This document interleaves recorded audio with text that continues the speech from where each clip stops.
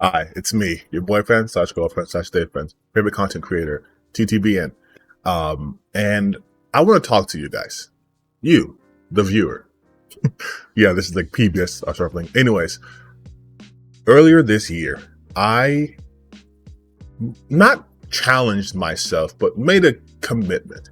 I wanted to play more games, which is like, duh, dude, your gaming channel.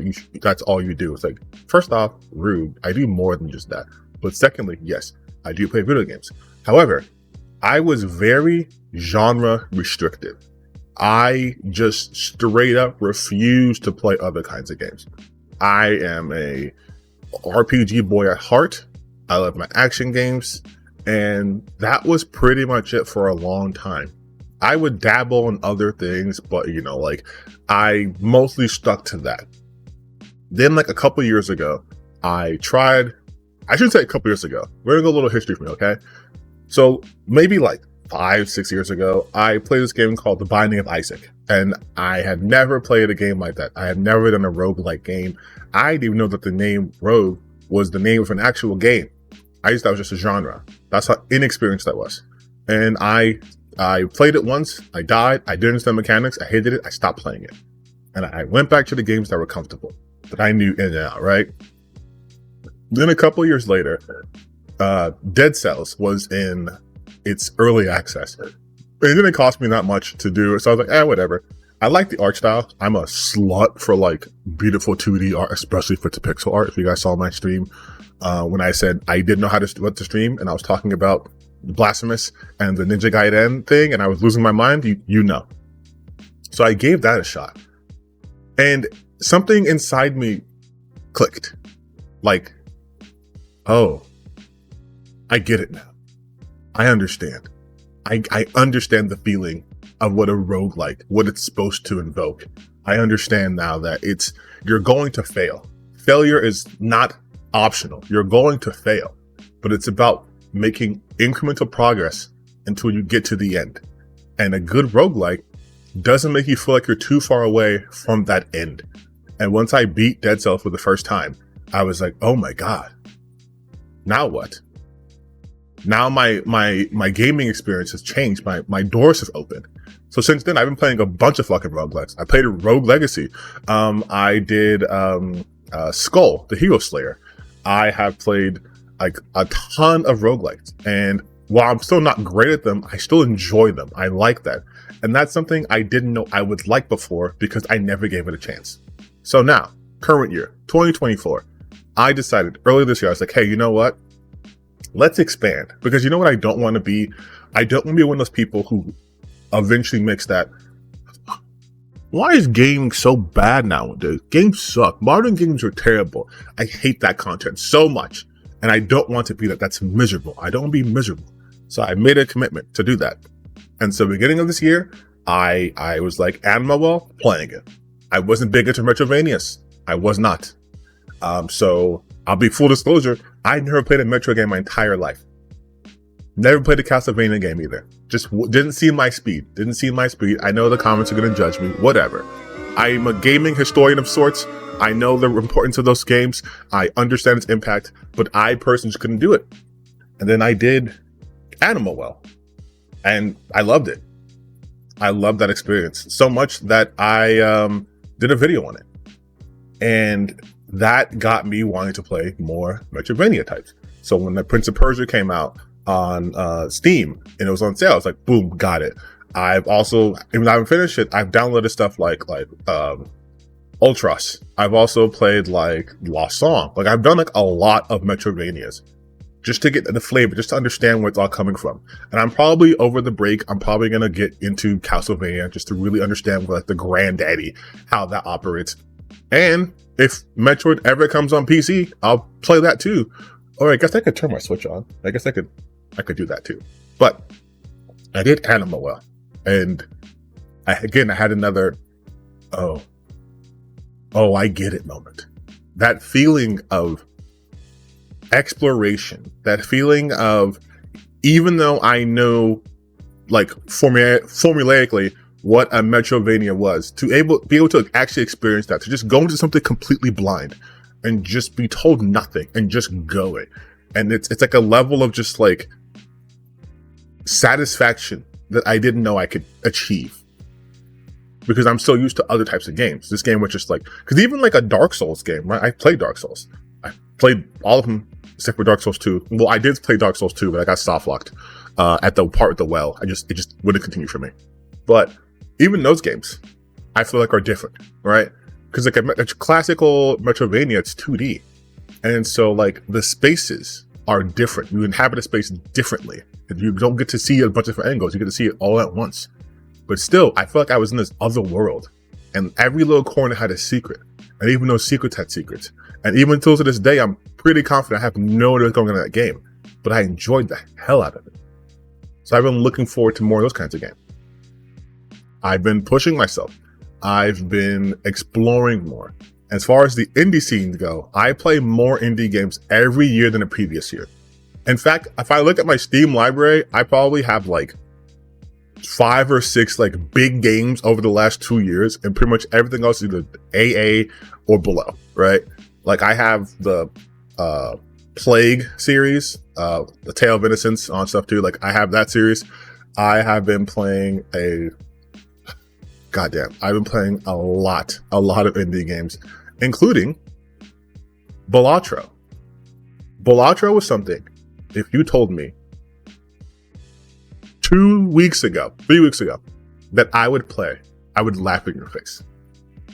I have never played any sort of like digital card building or game, anything of that sort. Not at all, ever. Never was my speed. Just did not interest me. And I had a mutual of mine online just kept talking about Balatro just non-stop. And then everyone's talking about Balatro. I'm seeing people on Twitter at like music events on their phone playing Balatro. I'm seeing it everywhere. So I'm like, okay, what could it hurt? I have lost hours of my life playing Balatro. Hours I won't get back.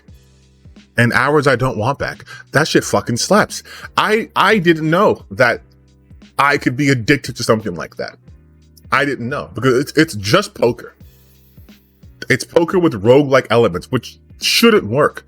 But there's something that I think scratches that like RPG brain of mine, where it's like, ooh, big number bigger, big number better. And it's just this loop. It's just this loop that gets you going and going and going and going and going. I have Balatro on my PC, and I have it on my tablet, have it on my phone. I'm playing like basically 3 different versions of Balatro because I don't have a Steam Deck, so it's not transferring over. And still, I'm having the time of my life. Recently, I got into Slay the Spire. That game came out in 2017. It's 2024. I just started playing it for the first time yesterday. I already had almost 9 hours. I was playing that game. I streamed the first like 2.5 hours of that gameplay yesterday. And then I kept playing it for 6 straight hours. I've unlocked all the characters. I even have 1 ascension. Don't ask me how. I got lucky.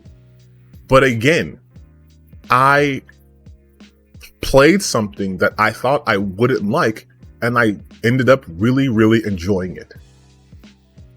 I also really like narrative games, but even when I say that, I hadn't played a lot of games that are strictly narrative. So when 1,000 Times Resist came out, which wasn't heavily promoted or anything, I just saw it on Steam. I said, interesting, click buy. Bruh, that game, it is a crime for it to be as underrated as it is. It is such a good game. I don't want to even tell you about it. That's how good. I want you to go into this game blind. Don't look up anything about this game. Just go onto your Steam page, go onto your console of choice, find the game. It's 1000X Resist. Can't miss it. Play it. Enjoy it. Like it is one of those experiences that will stay here for a long time. And again, all of this started because I wanted to try the full breadth of gaming. For as long as I can remember, I was always so hesitant to try these things. It wasn't what I knew. It wasn't for me, right? I always say that's not for me. It's not for me. It's not for me. I've even said as much as, not every game is for everyone. And to an extent, that's true. But you don't know what games are for you really until you try. Because there's a bunch of genres that I have wholesale ignored because I thought the entire genre was one way. And I couldn't get into it. Metaphor. Metaphor Fantasio is a JRPG. I love JRPGs. Literally, my first RPG was Final Fantasy VII. Like, I was JRPG pilled before I even knew the terminology. And yet, I tried the Persona series previously. And I just really couldn't get into it. I saw people hyping up and I just really couldn't get into it. Mind you, on my computer right now, I have Persona 3 Reloaded. I have Persona 5 Royal. I have Persona 4 Golden. And I have Metaphor. I have a bunch of Persona games on my computer. I played them on and off. But Metaphor Fantasia hooked me in such a way that it made me understand essentially the appeal to every Persona Shin Megami Tensei type game out there. Like, again, I get it now. I understand. I've put in God knows how many hours is a Metaphor, and I'm not even done. I'm in the final dungeon. I tried to do fucking everything. I have everyone's max, basically social link up, our bond up. I have everyone with their final whatever. I'm not getting into spoilers. I have done as much as I can. I've done all the bounties. I've done everything I possibly can prior to the final dungeon, and I still feel like I'm missing out on something. I think for me it was just the switch of taking it out of a school and just putting it in fantasy, and I was like, oh my god, this shit rips. I grew away from turn-based games. I was like, turn-based sucks, it's too boring, it's too slow, it's not modern. And I started playing more action RPGs. And then I played this, and I was like, no, I'm an idiot. You love turn-based. You literally grew up on this. And it took Metaphor to remind me how much I love turn-based games. I've been playing Sea of Stars. I've been playing Unchained Echoes. Is it Unchained Echoes or Chain Echoes? My brain is bad. I'm going to correct it in post either, it doesn't matter. But I'm playing that game. And I'm like, oh my god. There are so many games out there. There are so many games out there. It is insane to me that I have been limiting myself out of what? Fear? Fear of what? Finding something you might like and enjoy? It's stupid. One of the dumbest things I've been doing has just been not playing these kinds of games. Now I look forward to such a wide array of games because I now know I can play and enjoy these games. Now, will I enjoy every single game I play? No, that's not possible. But at least I know there are other genres out there that I have not played that I'm probably gonna like. Again, had you told me prior to this year that I'd be playing a game like Balatro or Slay the Spire, that I would be back into turn-based stuff, I wouldn't have believed you. Now I can't wait until Expedition 33 comes out. Literally, that's like my number one. I look forward to tactics-based games. I don't play tactic games. I am not that tactical when it comes to my video games. You see me play an RPG, I'm Unga Bunga. I've never cast a goddamn spell in a Dark Souls game, okay? All right? I just hit. I refine that weapon to plus 20, plus 25, as high as I can get it, and I hit. I take big shield, big sword. Sometimes not even shield, just big sword. And now I'm playing like Slay the Spire, thinking out my next move 3 moves in advance, plotting my fucking course to have the most optimal path. I don't do that. Yet I started to do that, and now I love that. I'm playing Balatro, and I'm trying to come with the best deck to give me the best chance of beating the highest score. Getting those blinds, baby. That's not me. But now this is me, and I love it.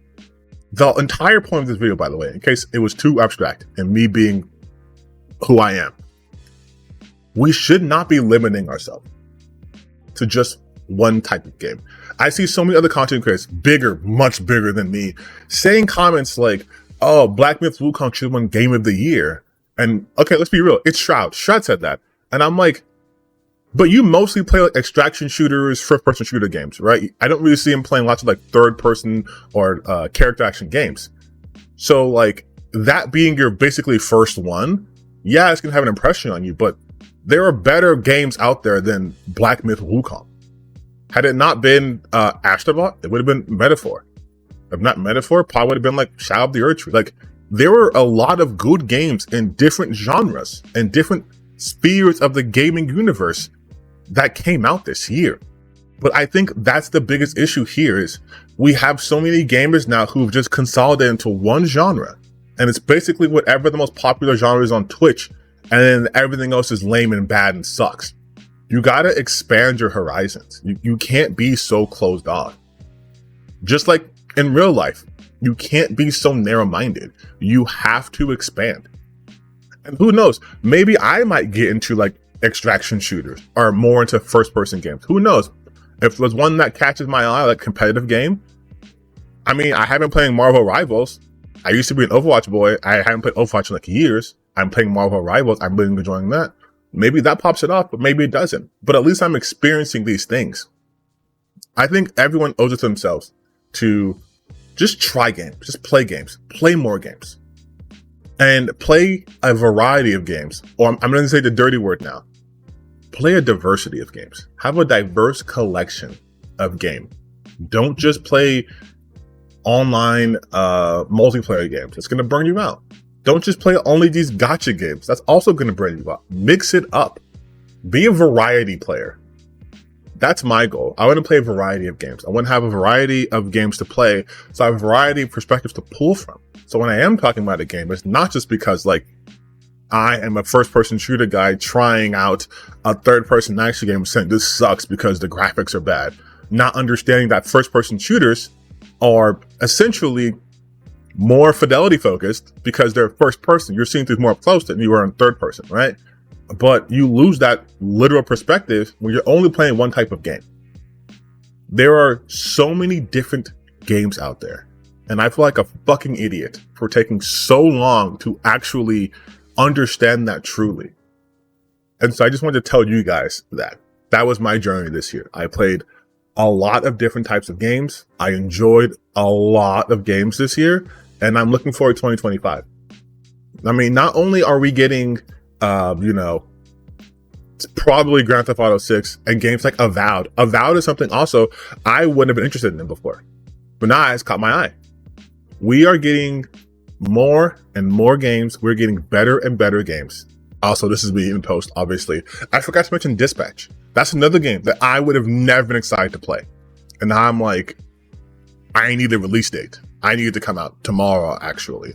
There's so much out there. There's so much out there that's crazy to me that people will look at the entire breadth of gaming and be like, man, the gaming industry is terrible. Like the industry from like the industry side, yes, lots of layoffs, lots of greedy capitalist people. I spoke about that at length. But as far as like the end product we are getting, like actual the quality of games, a variety of games, it's bar none the best we've ever had. I mean, we have games coming from people from different parts of the world that usually don't put out games like to that magnitude. I mean, Stellar Blade's a Korean game. Usually the Korean games are focused on like MMOs and stuff, but they actually made an action game that sold pretty well. Same thing for Black Myth Wukong that did crazy numbers from a small Chinese developer. Like you have games like Stalker 2. You have games coming from like Poland, from Ukraine, people are under war. Like you have so many different types of games coming out from different cultures and different backgrounds. And just to sit here and go like, everything shit is so crazy to me. Like, if you love video games, just go play video games, play more games. I am losing my mind. This is me in post. I'm still amped up because like, I am so passionate about this shit. And to see people just talking shit about it, just to talk shit, just to get views and clicks, it's so infuriating. Like, it's so obvious you don't love this shit. You don't love it. You love talking shit about it, but you don't actually like it. You're not going through these catalogs and playing these games. You're not experiencing anything new. You hate new things. You write things off before they even come out because you have this agenda to push. Like, holy shit. How are you this miserable when we have so many great games to play? After I'm done editing this video, I'm gonna be playing video games. Cause like, that's my shit. I love it. I'm real about that. I love video games so much. It's given me so much in my life. But like, sorry, I just had to mention the Dispatch. I forgot about that game, and I'm looking forward to that game coming out. Okay, back to past me. I know the common consensus that games are getting worse and worse. It's like, no, they aren't. They just aren't. But what the problem is, people are narrowing their focus. And ironically, it's the ones who are so obsessed with AAA games that are saying this, that they're missing out on a slew of games that would be right up their alley. But they're too myopic. They're looking solely at the top AAA developers and saying that's everything in gaming, when there are literally thousands of games that come out a week, it feels like, that could fill that hole that you think AAA gaming is missing. But yeah, that's just my 2 cents. But you guys let me know, has that ever happened to you? Have you been playing like a one type of game, do you switch it up and now suddenly it's like, oh my God, I get it now. I understand the appeal. I know why people do this. Or like, were you normal and we're always doing that? And I'm the weird one for just now discovering at my big age that there's different types of games out there that you might enjoy. Leave a comment. Okay. Bye.